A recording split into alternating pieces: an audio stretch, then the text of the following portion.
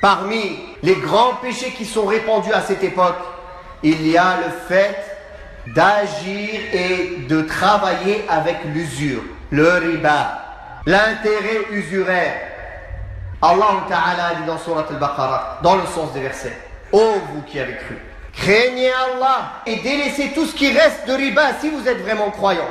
Si vous ne le faites pas, alors ayez l'annonce d'une guerre de la part d'Allah et de son messager.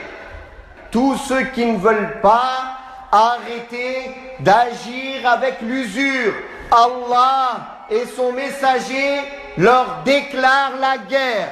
Comment il veut réussir dans sa vie? Après, il se demande pourquoi tout va mal dans sa vie. Allah t'a déclaré la guerre. Si vous vous repentez, vous récupérez votre capital. Vous n'êtes pas opprimé et vous n'opprimez pas les autres.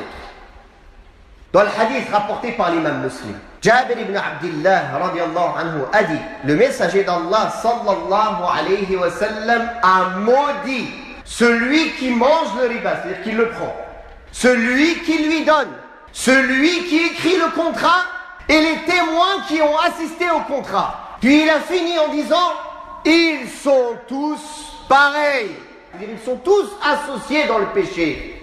On ne dit pas c'est seulement celui qui mange le riba qui fait le haram. Celui qui donne, il ne fait pas le haram. Non, il est pareil. Même si manger, c'est plus grave. Mais le fait de donner aussi, c'est grave. C'est une participation au riba.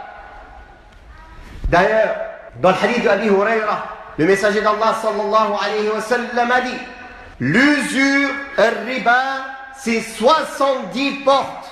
La moindre des portes, c'est comme si quelqu'un il forniquait avec sa propre mère.